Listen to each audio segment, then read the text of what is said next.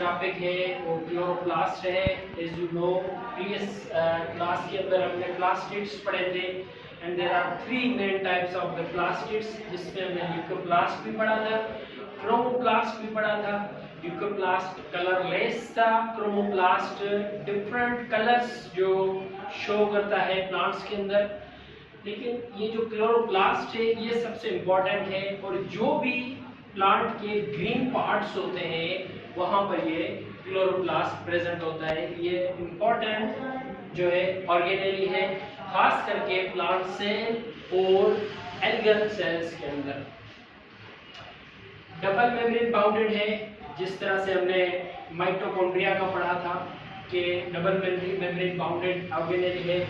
Self replicating organelle, यानी ये खुद से डिवाइड हो सकता है, रेप्लिकेट हो सकता है, जो माइटोकॉन्ड्रिया के केस में हमने पढ़ा था, बिल्कुल उसी तरह से। ठीक है जी। और उसके अलावा डीएनए भी इसके पास अपना है, राइबोसोम भी इसके पास अपना है 70S का, एज लाइक द माइटोकॉन्ड्रिया। तो हमें ये भी देखना है कि माइटोकॉन्ड्रिया और क्लोरोप्लास्ट के दरमियान सिमिलरिटीज कौन सी एक जैसी चीजें हैं। जैसे हमने पढ़ा कि भाई राइबोसोम 70S का इसके पास है, यानी ये अपने प्रोटीन खुद बना सकता है, यानी कुछ हद तक ये बना सकता है। इसके पास अपना डीएनए है, यानी जेनेटिक इंफॉर्मेशन ये खुद रखता है। इसी वजह से it has semi autonomous existence.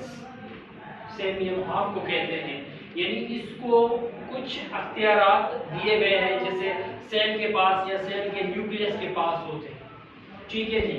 इसके पास ग्रीन पिगमेंट मौजूद होता है, जिसको हम कहते हैं क्लोरोफिल। और ये क्लोरोफिल कहाँ पर मौजूद होता है, उसकी साइट, उसका एरिया जानना जरूरी है। तो हम देखेंगे कि इसके अंदर जो आपको पार्ट मिलेगा, ये जो इसका मैट्रिक्स है, इसमें सेमी फ्लैट मटेरियल मौजूद है। इस मैट्रिक्स को हम कहते हैं स्ट्रोमा। और स्ट्रोमा के अंदर आपको ये स्टैक लाइक कुछ स्ट्रक्चर्स मिलेंगी, जिनको हम कहते हैं थैलाकोइड्स। एक स्ट्रक्चर, एक सर्कुलर जो है, ये थैलाकोइड की स्ट्रक्चर कहलाता है। और बहुत सारे thylakoid while pile on each other, तो वो एक स्टॉक बना देते हैं, तो उस पूरे स्टॉक को हम कहते हैं ग्रेना। ठीक है जी।